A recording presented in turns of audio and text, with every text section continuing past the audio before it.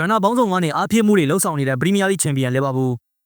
တင်ကလာမယ့်ရာသီအတွက်သူတို့ရဲ့6ဦးမြောက်ကစားသမားအသစ်ဖြစ်မထင်မရှားကိုသမားတူဖြစ်သူဖရက်ဒီဝူမန်ကိုခေါ်ယူလိုက်ပြီးဖြစ်ကြောင်းတရားဝင်ကြေညာခဲ့ပါတယ်။ဒီပြောင်းရွှေ့အံ့အားသင့်စရာကောင်းပေမဲ့လီဗာပူးတင်ရဲ့အသင်းလူစင်းအားဖြည့်မှုအတွက်ဗန်နာရေးရာတက်တာပြီးတွေ့ကြုံရှိတဲ့ကစားသမားတူကိုခေါ်ယူလိုက်ခြင်းဖြစ်လို့အရေးပါတဲ့ခြေလှမ်းတစ်ခုလည်းဖြစ်ပါတယ်။အသက်28နှစ်အရွယ်ရှိပြီဖြစ်တဲ့ဝူမန်ဟာလီဗာပူးတင်ကိုပရက်စတန်အသင်းနဲ့စာချုပ်တက်တန်ကုန်ဆုံးပြီးလမ်းခွဲခဲ့ပြီးတဲ့နောက်ပြောင်းရွှေ့ခြင်းအလုံးနဲ့ရောက်ရှိလာခဲ့တာပဲဖြစ်ပါတယ်။ဒါလီဗာပူးတင်ရဲ့ဗန်နာရေးရာများစွာတက်တာတဲ့ခေါ်ယူမှုတစ်ခုပဲဖြစ်ပါတယ်။သူ့ရဲ့စီနီယာကစားသမားဘဝကိုအင်္ဂလန်ပရီးမီးယားလိကလပ်နယူကာဆယ်ယူနိုက်တက်အသင်းနဲ့စတင်ခဲ့တာဖြစ်ပြီး2021-2022ရာသီကအသင်းနဲ့တူပရီးမီးယားလိပွဲစဉ်၄ပွဲကစားခဲ့ပူပါတယ်။နယူကာဆယ်အသင်းမှာအခွင့်အရေးများများဆဆမရရှိခဲ့ပေမဲ့လည်းအင်္ဂလန်တက်တန်းလိုက်လူငယ်အသင်း6သင်းမှာတော့ပါဝင်ကစားခဲ့ပူတဲ့ထူးခြားတဲ့နောက်ခံသမိုင်းကြောင်းရှိသူတို့ပါ။ဒါပေမဲ့အင်္ဂလန်လက်ရွေးချယ်အသင်းကြီးအတွက်တော့ရွေးချယ်ခံရခြင်းမရှိသေးပါဘူး။ Professional ကစားသမားဘဝတစ်လျှောက်မှာဝူမန်ဟာငါးစာချုပ်တွေနဲ့လက်ဆွမ်းပြခဲ့ရသူပါ။ကလပ်အသင်းများပြားမှာလည်းလဲကစားခဲ့ပူပြီးပရီးမီးယားလိကဘုံမောက်အသင်းချန်ပီယံရှစ်ကဆွမ်စီအသင်းစကော့တလန်လိကခေမာနော်အသင်းအင်္ဂလန်အောက်တန်းလိကခရိုလီတောင်အသင်းနဲ့ဟာဒက်ယူနိုက်တက်အသင်းစရှိတဲ့အသင်းတွေမှာလည်းလဲကစားခဲ့ပူပါတယ်။နောက်ဆုံးကတော့ချန်ပီယံရှစ်ကလပ်ပရက်စတန်အသင်းကိုအပြည့်တက်ပြောင်းရွှေ့ခဲ့ပါတယ်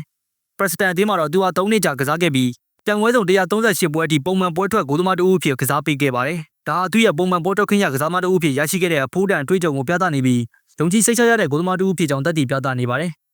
လီဗာပူးအသင်းကိုရောက်ရှိလာတဲ့ဝူမန်အနေနဲ့ကတော့အသင်းရဲ့နံပါတ်1ဂိုးသမားဘရာဇီးလက်ရွေးချယ်အလီဆန်ဘာကာနဲ့ဒုတိယဂိုးသမားအဖြစ်မကြသေးမီကမှခေါ်ယူထားတဲ့ဗလင်စီယာအသင်းဂိုးသမားမာမာတက်စီပလီရဲ့နောက်မှာတတိယဂိုးသမားဖြစ်တာကစားရဖို့ရှိပါတယ်။ဒါလီဗာပူးနီးပြပွဲရဲ့ဂိုးသမားနေရာအတွက်အရန်အင်အားခိုင်မာအောင်လှုပ်ဆောင်နေတဲ့သဘောပါပဲ။အဓိကဂိုးသမားဒဏ်ရာရရှိခြင်းဒါမှမဟုတ်ပွဲပဲခံရခြင်းစားတဲ့ချိန်တွေများအတွက်တွေ့ကြုံရှိတဲ့ဂိုးသမားတို့ကိုအသင်းပြင်ထားခြင်းဖြစ်ပါတယ်။လီဗာပူးအသင်းကဒီနွေရာသီပြောင်းရွှေ့မှာဝူမန်အပြင်တခြားသောကစားသမားကောင်းတွေကိုလည်းအားသွန်ခွန်ဆိုင်ခေါ်ယူထားပြီးဖြစ်ပါတယ်။အထင်ကရခေါ်ယူမှုတွေအနေနဲ့ဗလင်စီယာဂိုးသမားမာမာတက်စီပလီဘော်ဒလီဂါရဲ့အထင်ကရနောက်ခံလူဖြစ်သူလီဗာပူးစင်အသင်းကညာနောက်ခံလူဖရန်ပေါင်ဂျာမန်ဘောလုံးကရဲ့ထွန်းတောက်လာမဲ့ကျဲပင်ကွင်းလယ်တိုက်စစ်ကစားသမားဖလော်ရီယာဝတ်အသင်းရဲ့ခံစစ်ကိုအားဖြစ်ပေးမဲ့ဘုံမောက်နောက်ခံလူဟန်ဂရီလက်ရွေးချင်ကာကတ်အနာဂတ်မှာထွန်းတောက်လာတဲ့ကျဲပင်ဂိုးသမားဖြစ်တတ်မှတ်ခံထားရတဲ့ဟန်ဂရီလူငယ်ပုတ်စကတ်အသင်းဂိုးသမားအာမင်ပက်စီတို့ကိုလည်းခေါ်ယူထားပြီးဖြစ်ပါတယ်။ဒါကြောင့်လီဗာပူးအသင်းကလာမယ့်ရာသီအတွက်အသင်းလူစင်ကိုကဏ္ဍဆောင်ကနေအပြေးအဝအားဖြင့်ပြင်ဆင်နေတာကိုတွေ့ရပါတယ်။ဒါကြောင့်ဝူမန်ရဲ့အတွေ့အကြုံကအသင်းအတွက်ရေးပါတဲ့ရန်အင်အားဖြစ်လာမှာသိကြပါတယ်။ ဒီမှာဒီလိုတက်တဲ့ရဲ့အမားကိုချပြပေး